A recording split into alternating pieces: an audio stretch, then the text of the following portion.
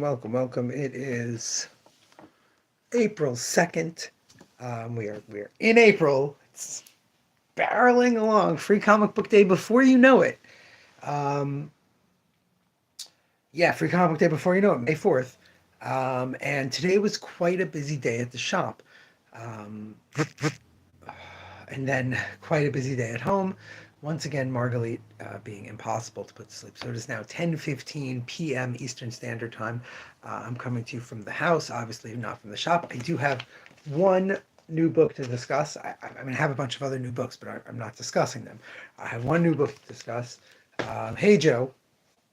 But today was interesting because, again, I mentioned this last week that a bunch of kids seemed to have off from college last week. Um, this week was a lot more. The shop had a lot of people coming in just to browse, just to look, who had no idea about the sale, but it also had a bunch of customers coming because of the sale. Not tons, but a few. And it also had customers picking up their Wednesday holds. So between those three, I was just kept very busy at the shop. I never really found a time to do a live stream and I just didn't feel like it was worthwhile. No one reached out. I mean, this is not to like say why it wasn't worthwhile, but just to point out, no one reached out about the stuff I had posted in the first day of the sale. So no one was in a rush to look at all the sale items.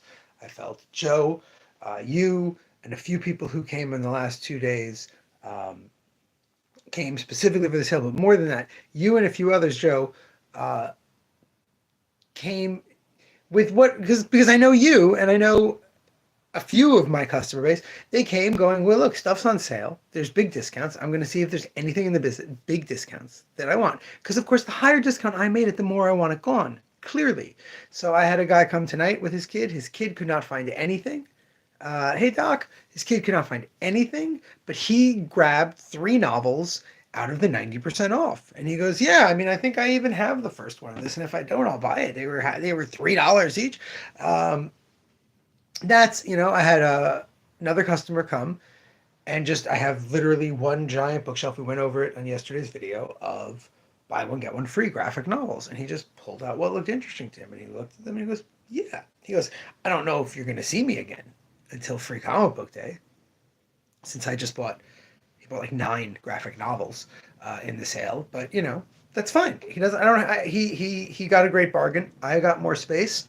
If tomorrow and Friday we get people like that, we get 3 or 4 people every day doing that, and like you, Joe, picking from a section that's in sale, I think we'll do very well. But there's plenty of sections in the sale that aren't clearing heavily. There's things that are being picked up, but we'll see. It is possible. It is quite possible, since Sunday is my last Sunday open before Passover, that I may extend the sale to Sunday only. In specific sections, I may take off a bunch of the sales and just do a certain specific flash sale on that day. I will try to decide by Friday. A lot of new books out today. I discussed this yesterday, that I still had all the new books to put. It ended up taking a long time. There is a real, we discussed this across the board, real crazy amount of stuff coming out. And I get so little that's not number ones. That it doesn't normally hit me how much is coming out in this English market, but this week. So I did actually read. I read this last night. I wanted something easy. I wanted something that I didn't have to think about too much, because I'd already seen the art in this. I already knew that it was a action based. It's the absolute Green Lantern, and I got to tell you, it's very clear that they are targeting the absolute second wave to be specific kinds of books. There's the Flash, we already discussed, is straight up a superhero book. Martian Manhunter is very much a Vertigo book, and this is very much an early 2000s Wildstorm book. It's, action adventure, science fiction, with people who happen to be, superheroes, but we wouldn't call them superheroes. They're probably going to eventually call them space cops. Right in the middle, you get a scene that establishes a whole bunch of different people from the Green Lantern universe all together: Hal Jordan, John Stewart, Joe Mullins, and they name check Guy Gardner. They are setting it up. Yes, there's multiple people who are in this whole thing. What a Green Lantern is, what they do, still very unclear. But that's one of the problems with the current crop of great stuff. Every number one is this like part one of a 6-part origin story or of a 6-part main mission. Maybe it's just a miniseries. Maybe it's 12 issues. Maybe it's ongoing. People aren't sure. They're not clear because everyone can't keep up with every single title. So people just aren't grabbing.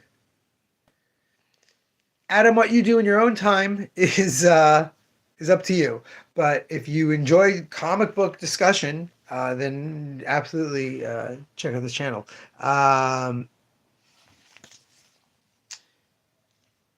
The Absolute line is so dedicated to doing a long storyline that it's hard to pick this up and then grab something. I would say of my regular hold list people, half of them, more than half of them, barely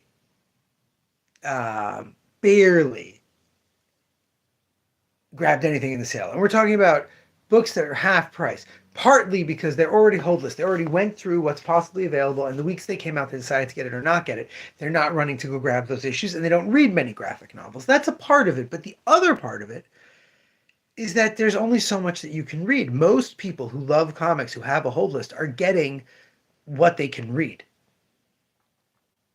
I have a customer, John. He's a pretty recent customer. He's been coming in for about a year. He's got a hold list for about 6 months. And John reads like a lot. He's coming in here and he's telling me, oh, I started this novel. I'm like, how'd that novel go? He goes, I finished that last 2 weeks ago. Like, he just zooms through novels. He reads tons of comics. Big reader, just like me. Great. There's stuff he loves that I can't stand because he's never really read superhero comic books before. He started reading, so he's read a few famous superhero comics, but a lot of stuff of the Absolute line is for a lot of those characters, the first he's ever read those characters. So he has just a very different approach, appreciation to it. But like he and I have a lot of similarities in reading. He just told me he just started Gideon the Ninth, honestly, because I had mentioned it.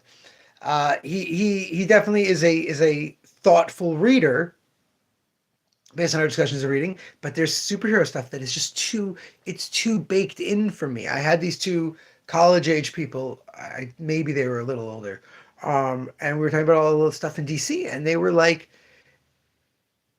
little embarrassed, and I just couldn't help myself. But they were talking about how, oh, they get these books because this character's in it or that character's, and they really hate the book. I'm like, but you bought the whole thing. So yes, and that's how they get you. And they're like, I know. And I'm like, no, I would have done the same thing. I didn't say when I was your age. I'm saying I've done the same thing, but I just don't anymore. There's too much to read. There's too much stuff. And the fact that the Red Hood is in this, even if he's not going to be acting like the Red Hood or doing anything like the Red Hood or whoever it was not only the Red Hood. I don't want to categorize early 20-somethings as only Red Hood readers.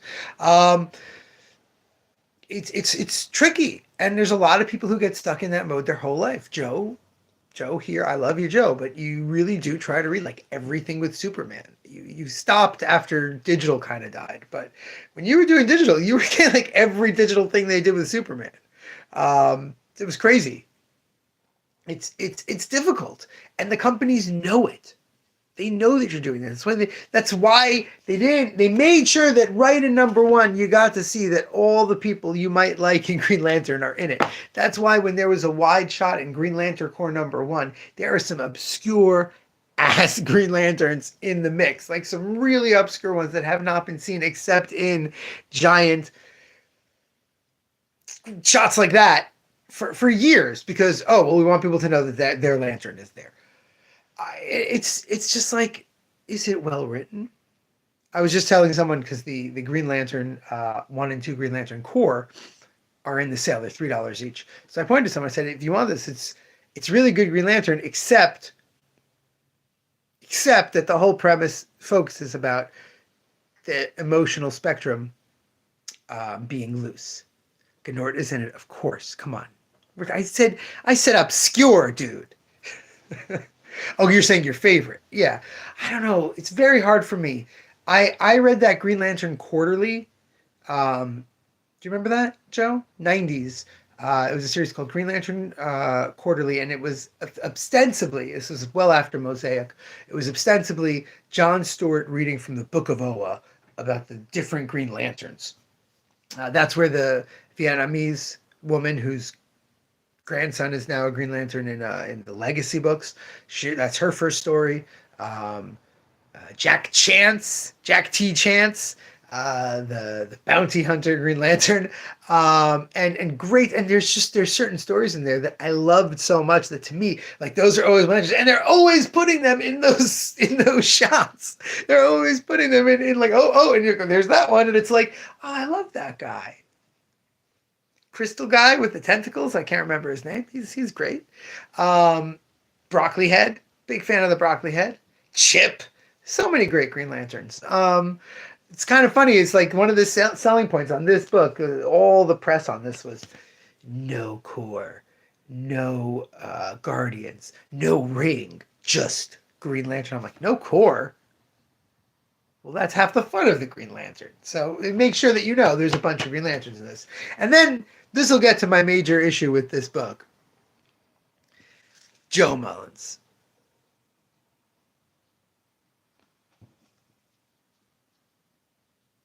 Was it Jack B. Chance? Sorry. I don't remember. This they established for me this is Joe Mullins. Joe Mullins has got to be one of my biggest complaints in DC in years. I don't like a lot of things they did, but N.K. Jemisin, okay? N.K. Jemisin. If you haven't read N.K. Jemisin science fiction, you absolutely should. Just terrific. N.K. Jemisin wrote Far Sector for DC, and it's wonderful. It's just spot on. And there's an interview with her where they said, well, why would you do this? You're going to write a series of graphic novels for DC? She goes, no, I wrote one book. And they go, but what's going to happen with the character? She goes, DC owns that character. They can do whatever they want with it. And they're like, oh. And I'm like, because the interview was clearly not from the comic. That's why DC hired her. They hired her for them to make a new, interesting, unique Green Lantern. And she did. The story itself is wonderful. It's a whole murder mystery and multi-race, different aliens from different planets who live on one planet. Multi-race where there's predator, prey, appetite, and emotion suppression. Really, really just great murder mystery stuff with all sorts of great science fiction add-ons to it. Just N.K. Jemisin, perfect. But Joe Mullins is a fascinating character. She's got a bunch of cliches stacked on top of each other that shouldn't work at times, but it's sort of the point of her tension. She's given this and I think Jemisin did this intentionally. She's given a very classic sort of superhero backstory thing. She was a cop, this and that happened. It had to do with her standing up for what was right and for herself. And so she wasn't a cop anymore. And then she became, she was offered to be a Green Lantern. Good, it's fine. But the Ring worked differently than our Ring. The Ring's powers fluctuated. And more than that, it wasn't pure will. It was focus, sort of. And it was really much more what they used to call willpower in the 80s. And it's a great book. And since that book, there's one great DC Pride short story with her that feels like Joe Mullins, but they've used her like 5 times and as the only one. She's just there. She's a Green Lantern. She's there. So in this new book, she's one of the core. She's just one of the core. She's just there and she's a thing. It's like, no, this character is so new. Okay, she's less than 5 years old. She has had one major book written by a writer who created all of her circumstances and gave her a place that lets the character that she created shine within the story that she's telling. And then she's just been thrown into things. The only reason that the DC Pride one was so good was because it specifically harkened back. It had her having a lunch date with someone from that planet. And so it brought back the story, but it also discussed a lot of these issues of social conditioning versus behavioral, all stuff that made the books great. It makes Joe Mullins really great. And since it's just been it, so like, it's really weird to me to see her front and center. This is confirmed. This is Joe. And there's even a part where she was a cop, but for some reason she quit. She doesn't want to go back. She says, so this is Joe. so why isn't N.K. Jemisin writing this? Like, it's she's there.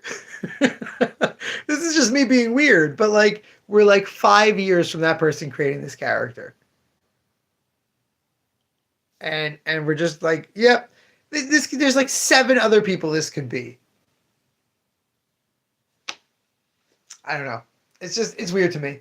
The whole thing is weird to me. How the corporate decide to do this stuff, but yeah. Besides that, there are a lot of great new books out. We will look at them. I'm sure I'll be busy with the same sort of crowd tomorrow because it's supposed to be much warmer than it was today, but it also is supposed to be rainy. So there should be time in there. We'll look at all the new single issues again. Plethora. I would say we have a plethora of new single issues to look at, and just the rest of the sale to look at, and a discussion about if we will keep the sale going through Sunday. That's it. Until tomorrow, remember, damn it, babies, you gotta be kind.